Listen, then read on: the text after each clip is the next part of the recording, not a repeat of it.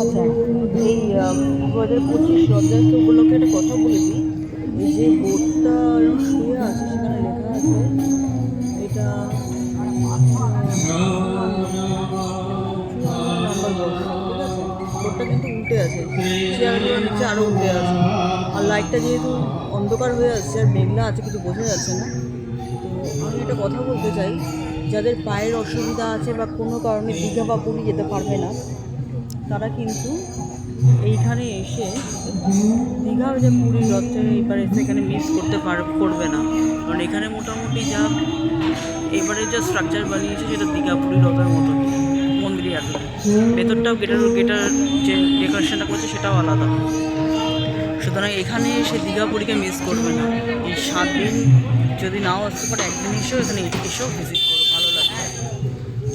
আর এখানে ওদের যে নাটমন্দিরটা করেছে, এখানে নিশ্চয়ই গাছটার নিচে, আমি প্রায়ই ভাবতাম যে গাছটার নিচে করেন না কেন, তো এতদিনে আমার ভাবনাটা সফল হলো। আর নাটমন্দিরটা একটু এগিয়ে সামনে থাকতো, আর মন্দিরের মুখটা একটু সোজা থাকতো, একটু বেঁকিয়ে করেছে এবার। যাই হোক, সব কিছুরই চেঞ্জ দরকার, পরিবর্তন দরকার। তো যুগের সঙ্গে সঙ্গে সেটাও পরিবর্তন হয়েছে। আর এখন এরকম লাগছে, ওয়েদার খুবই ঠান্ডা, হাওয়াটা দিলে আরও ভালো লাগতো, একটু গরম লাগতো।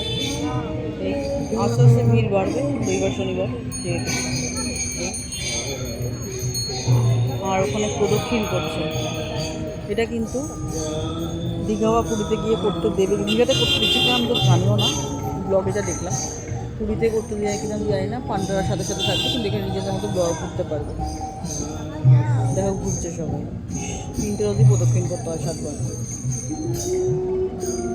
এই যেসব প্রদক্ষিণ করছে, তো এইগুলো কথাগুলো মাথায় রাখবে। এতগুলো এখানে প্লাস পয়েন্ট আছে, যেটা কলকাতায় পেয়ে যেত, সেখানে দীঘাপুরি যাওয়ার কোনো দরকার আমার মনে হয় না। যারা সুস্থ আছে তাদের জন্য বলছি, যারা অসুস্থ আছে বা কোনোভাবে কোনো প্রবলেমে আছে, তারা 7 দিন আসুন। 7 দিন তো হয়ে গেছে, 19 দিন হয়ে গেছে। তো যে কদিন বাদ আছে, 7ই জুলাই অবধি বোধহয় আছে, তো আসো, ভিজিট করো, আর ঠাকুরকে নিজের মনস্কামনা জানাও। একদম রাস্তা দেখেছি, রাস্তার নিচে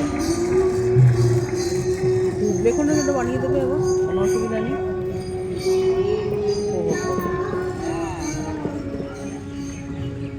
ও